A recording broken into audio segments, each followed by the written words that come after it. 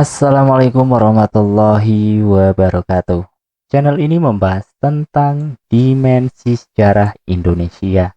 Materi video ini diambil dari berbagai sumber. Buang energi negatif dan ambil sisi positifnya. Selamat menyaksikan. Kejawen, jalan sunyi menjaga spiritual diri.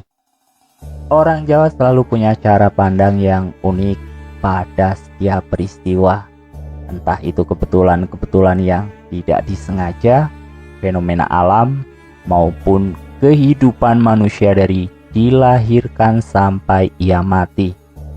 Contoh sederhana, larangan menyapu di malam hari.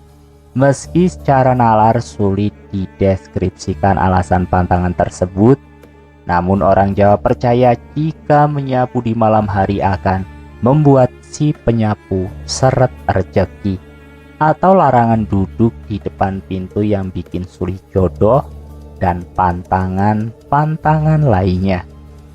Keyakinan yang telah tumbuh secara turun-temurun ini dipercaya bisa mempengaruhi siklus kehidupan manusia.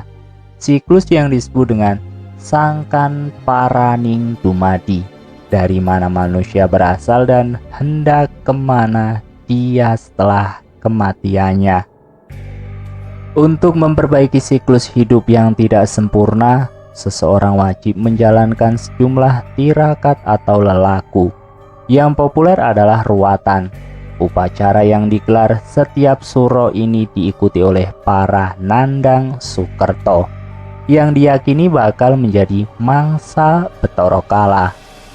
Ada banyak golongan yang harus dilepas sukertanya, seperti anak tunggal, anak 5 lelaki atau perempuan semua, anak laki-laki sebagai anak tengah, atau anak perempuan sebagai anak tengah, anak yang lahir pada waktu yang tidak baik, dan seterusnya, bahkan sampai orang yang menanak nasi hingga gosong sekalipun. Selain dengan tiraka dan lelaku agar perilaku manusia selalu terjaga dalam siklus hidupnya, maka dia wajib memperhatikan apa yang disebut dengan ngunduh wohing pakarti.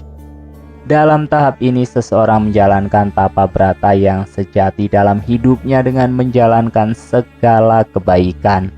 Sopo nandur bakal ngunduh, atau siapa menanam dialah yang akan menuai. Dalam bahasa yang lain, kita menyebutnya sebagai karma.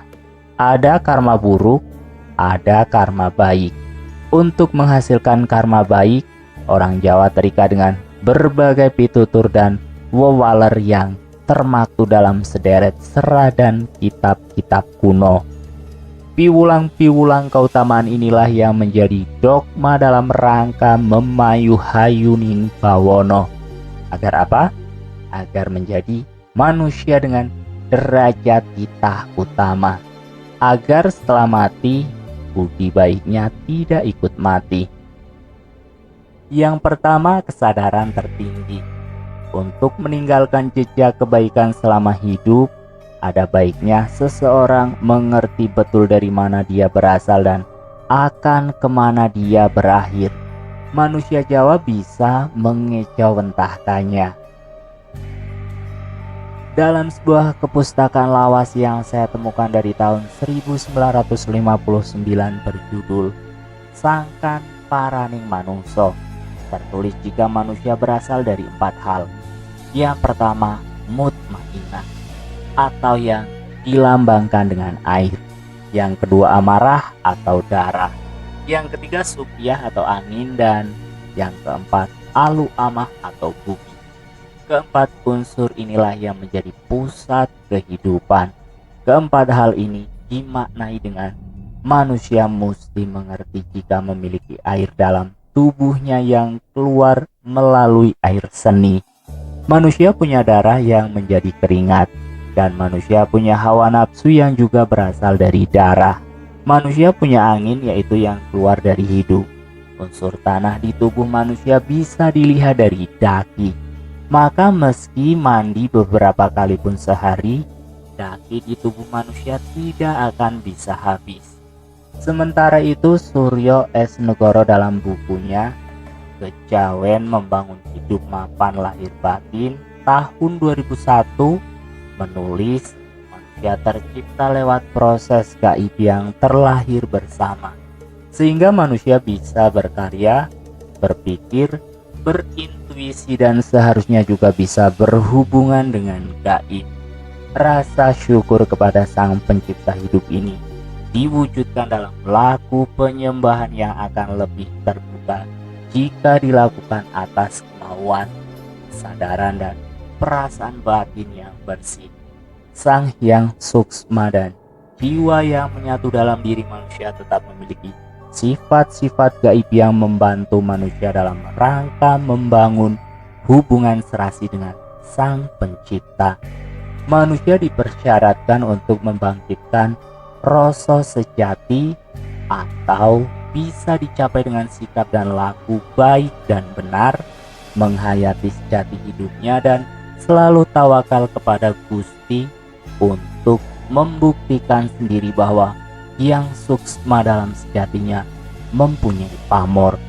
Perjalanan spiritual inilah yang nantinya akan mengantarkan manusia pada kesadaran akan adanya realitas tertinggi yang disebut Kang Murben Dumadi. Kesadaran tersebut akan dapat dicapai bila dibarengi dengan laku kebatinan yang dalam hasanah Jawa disebut dengan laku Nawung Prida. Hasilnya berupa deskripsi Kang Murben Dumadi yang disebutkan sebagai Tan Keno Kinoyongo Polan Murbawa Seso Jagat Saisine. Yang kedua, sedulur papat. Laku kebatinan tersebut sekaligus menjadi bukti kalau orang Jawa tidak akan main-main jika sudah berbicara dengan hal-hal yang bersifat gaib. Sebab memang peradaban Jawa percaya adanya hubungan yang erat antara makhluk gaib dengan hidup dan kehidupan manusia. Mereka berperan serta untuk menjaga hayun jagat. Maka agar hubungan antara manusia dengan makhluk gaib berjalan harmonis, diaturlah piwulang agar bisa saling serawung.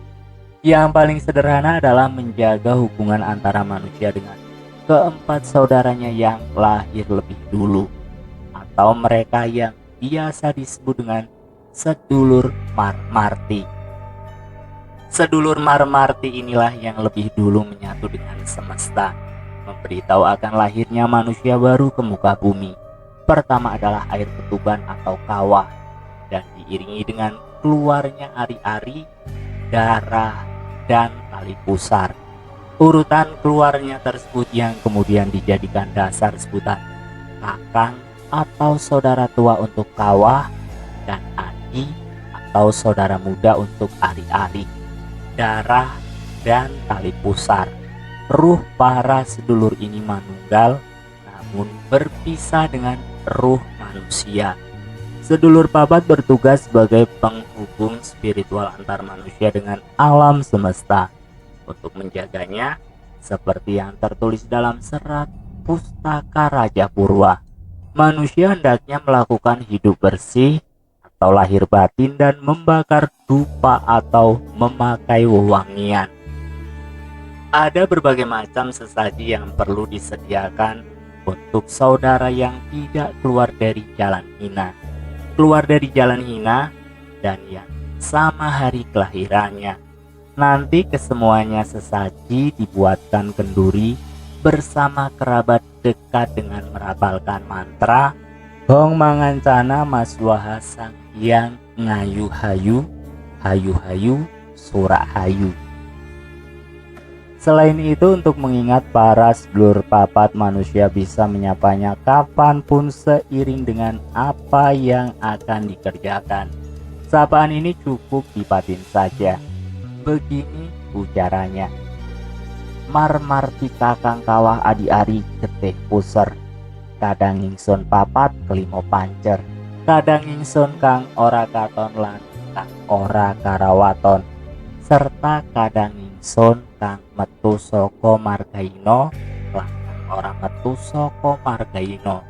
Miwa kadang ingsun kang metu barengan sedina kabeh. Bapanto ana ing ngarep, ibunto ana ing wuri. Ayo padha. Dan bila manusia sudah mencapai ajalnya, saudara-saudara spiritual ini ada baiknya diruat agar melapangkan jalan di alam kubur. Meruatnya adalah dengan mengucapkan dalam batin, ingsun angruat kadang ingsun papat limo pancer kang dumunung ana ing badan ingsun dhewe. Marmarti kakang kawah adi ari-ari, getih, puser, kadang ingsun kang metu saka ing margaina lan kang ora metu saka ing margaina, serta kadang ingsun kang metu barengan sedina. Kabeh padha sempurna nirmala waluya ing kahanan jati dening kawasan ingsun. Pada akhirnya segala lelaku dan sikap spiritual adalah media untuk turut lelati sesameng dumadi, memayuhayuning sesami, atau mengabdikan diri kepada masyarakat guna mencapai kebahagiaan sesama hidup. Bukan cuma bagi semua yang nampak, namun kepada yang tak nampak sekalipun. Jawa mengatur pola hubungan seperti yang telah dibahas sebelumnya. Sebab sepanjang hidupnya, manusia adalah jagat cilik yang kepadanya terselip pangesti dengan dasar panembah atau pangastutik pada Sang Murbeng Dumadi. Pambudidayanira manembah marang pangeran iku prayogane aja sira anggo sarana ngalap tumuruning peparinge, nanging pligya nindakake panembah mung saka niat manembah. Awit wong kang nyandhong siing pangeran sarana laku panembah kanthi banjur nyata kalaksanan panyuwune. Ing adat wong mau banjur dadi ketul kewaspadane marang keluhuran lan keagungan kang murbeng dumadi. Aran isih begja yen ora banjur dadi wong gubriya seneng nyepelekake marang sesamaning dumadi. Panembahanmu kepada Tuhan seyogianya jangan kamu pakai sebagai sarana untuk mengharap mendapatkan karunia-Nya, tetapi jalankan manembah yang diniatkan untuk manembah semata.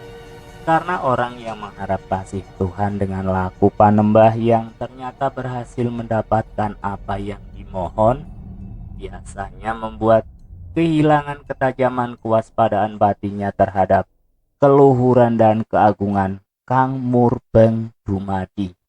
Masih beruntung kalau tidak menjadi orang yang angkuh dan merendahkan sesama titah. Sekian, salam rahayu. Wassalamualaikum warahmatullahi wabarakatuh.